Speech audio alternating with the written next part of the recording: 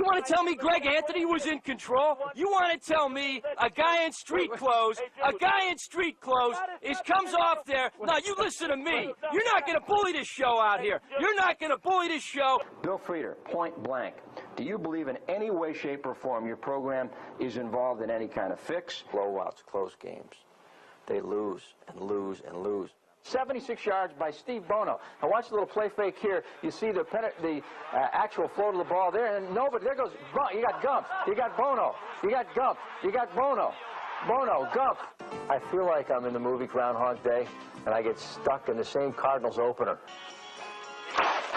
Well, man, this is a trip when you really get down to it. I know you've been in a groove, and you got to feel pretty good about your career. I mean, things are grooving right now for you. Well, we decided to go in the locker room and check in on Jeremy Roenick just to get a feel of the kind of guy that he is. Sure, good to see you. Good to see you. Yeah, good to see you. All right. Can we talk now, or let's go? What a letdown, what a devastating way to bow out. But in the big picture, you're going to hear from some of the players as they talk about the emotions of a fantastic season. A very cool, chilly evening here inside Yankee Stadium as we continue our coverage of Game 3 here at Yankee Stadium. I don't always watch sports on television, but when I do, I watch Sports Night. I do the show. Stay thirsty for sports, my friends.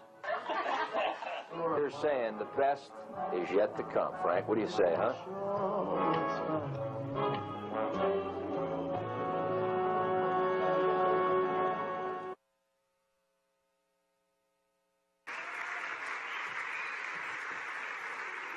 I want to thank my wife for allowing me to do that promo. I'm going to ask you a brief favor. True story, my Aunt Josephine just turned 95 back in Cleveland, hard of hearing, living in a senior center, and she doesn't travel, afraid of flying. She doesn't even think I have a job. So I'm going to take a quick iPhone clip. I'm going to say on 3 count, I accept the Silver Circle Rocky Mountain Award, and if you could just please give me a standing ovation, then I'll send her the clip. So if you would, there's a little participation here. 1, 2, 3. I accept the Rocky Mountain Silver Circle Award, and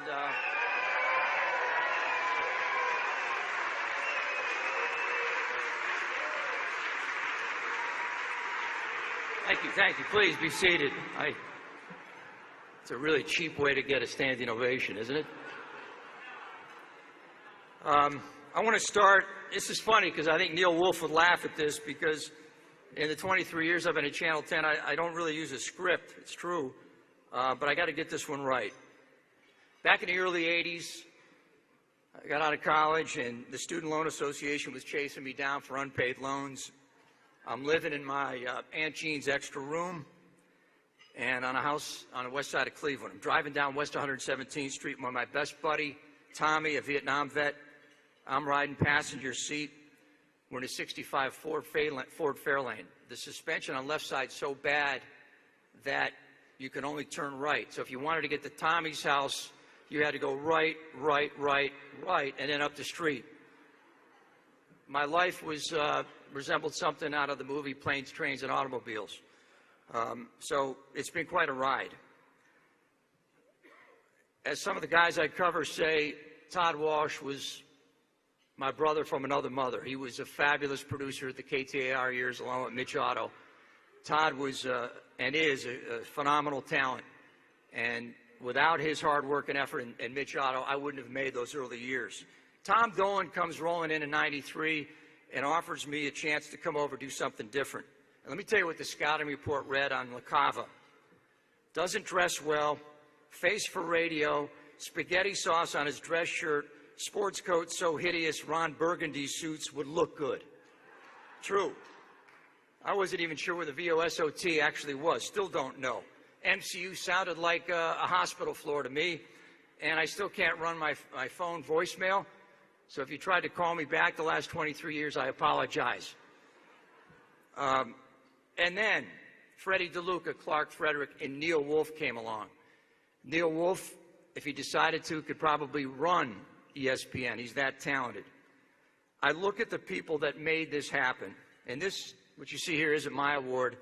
It's Eddie Valencia. It's Chris Katsaris. It's Jeff Lake. It's one of the best editors in the business, Mark Malrich. It's one of the best photogs in the business, Brad Gass. Richard Sines, great teammate, funniest guy alive. Fortunate to cover some of the most. Think about being a Forrest Gump type figure, and I'm covering the 93 Charles Barkley, Dan Marley Sons. The 96 Pat Tillman, Jake Plummer ASU team to the Rose Bowl.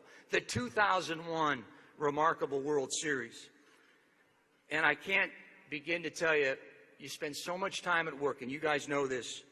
The teammates, Dave Muncy, John Hook, I go on and on. Robin Garrison, Troy Hayden, Kerry Lake, Linda Williams, Mark Martinez, John Netzel, Rick Davis, Eric Corrales. Those are the people that supported me. And I have to acknowledge this, and I'm going to buy 2 more minutes with a check here with a donation to the Academy. So stay with me on this, Jen.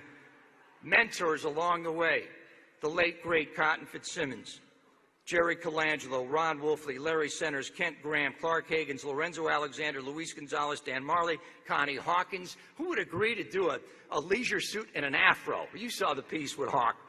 Mike D'Antoni, the late, great Ron Santo.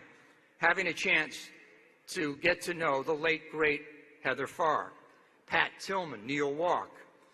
I also want to acknowledge a huge group that passed too early. Steve Piceni, Lloyd Herbert, Steve Schoenfeld, Bob Jacobson, Jim Gintonio, Bill Denny, a good friend, a guy in my corner, Johnny V, Big Hank, Henry Lopez, George Allen.